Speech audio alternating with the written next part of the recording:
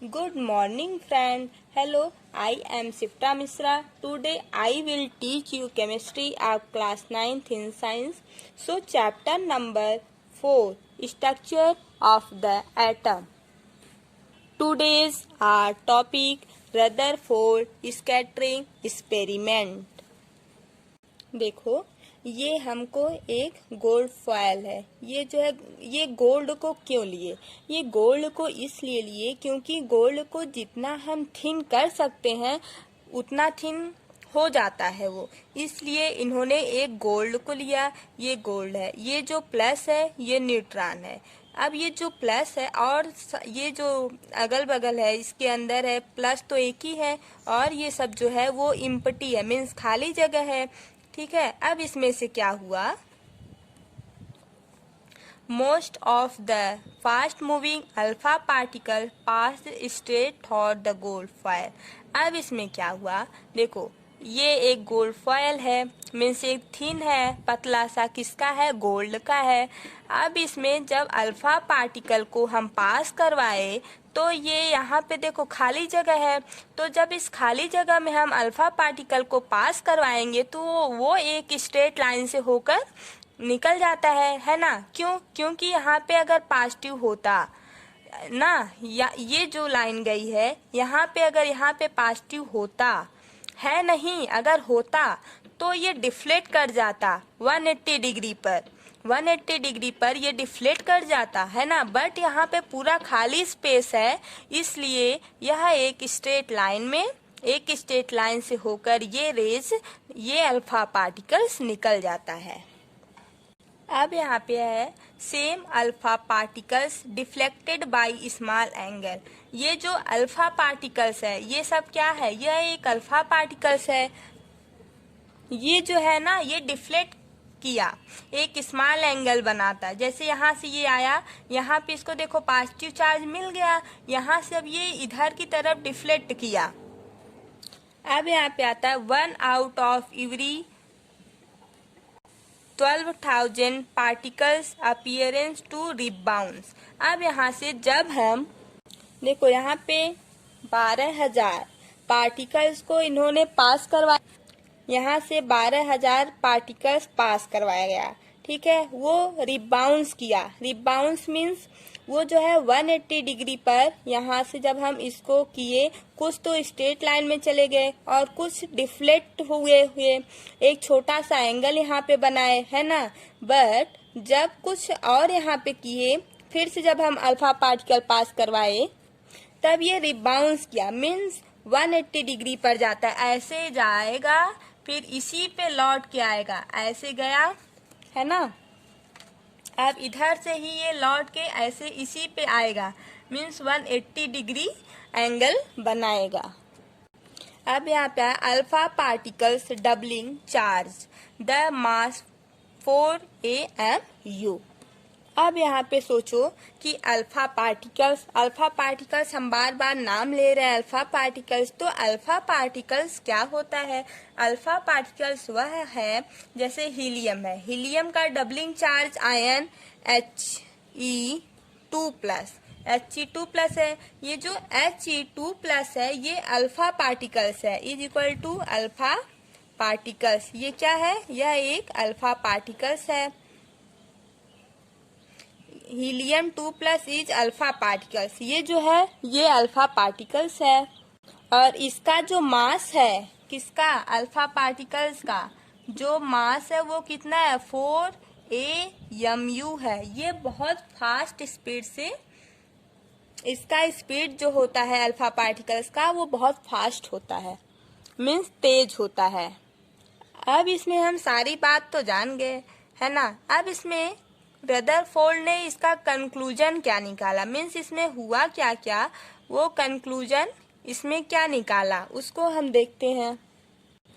अब यहाँ पे most of the space inside an atom is empty as most alpha particle passed straight.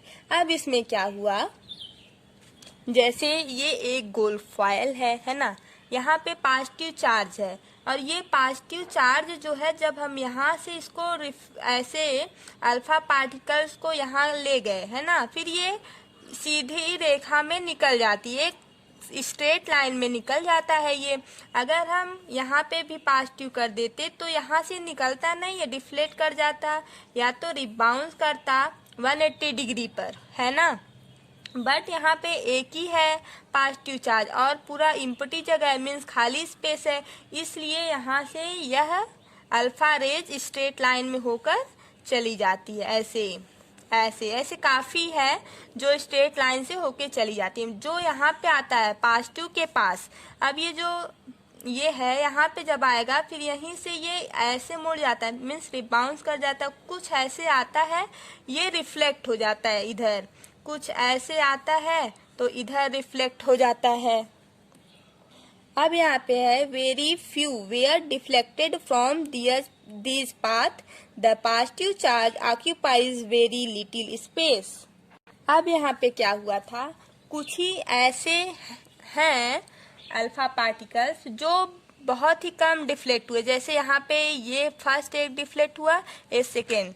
जैसे अगर यहाँ पे 2000 या 12,000 पार्टिकल्स लिए, उसमें से बहुत ही कम पार्टिकल अल्फा पार्टिकल ऐसे थे जो कि डिफ्लेक्ट हुए थे, बहुत कम, क्योंकि पॉजिटिव तो पार्ट एक ही है ना, इसलिए। अब थर्ड है a very small fraction charge of alpha particles deflected by 180 degree positive charge mass is concentrated in a very small volume in the atom।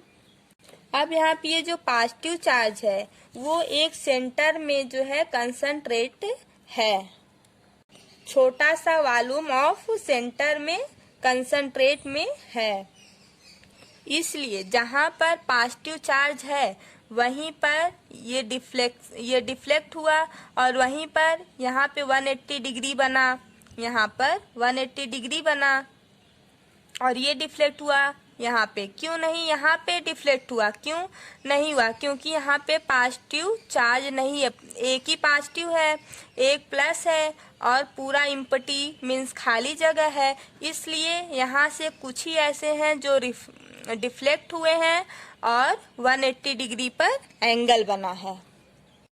अब आता है फीचर, इसमें इन्होंने क्या बताया, solar system models of atom.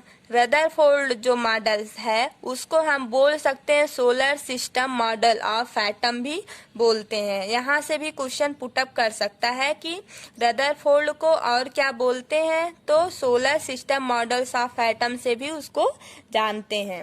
अब आता है एक an atoms has 2 part nucleus and extra nucleus part. एक एटम में 2 पार्ट होते हैं, फर्स्ट होता है न्यूक्लियस और सेकंड होता है एक एक्स्ट्रा न्यूक्लियस पार्ट। सेकंड है positive charge centre of an atom is nucleus. अब यहाँ पे है positive charge centre of atom is known as a nucleus. Third है electron revolve around nucleus in orbit. Electron जो है वो रिवॉल्व करता है, मीन्स चक्कर लगाता है न्यूक्लियस के एटम में।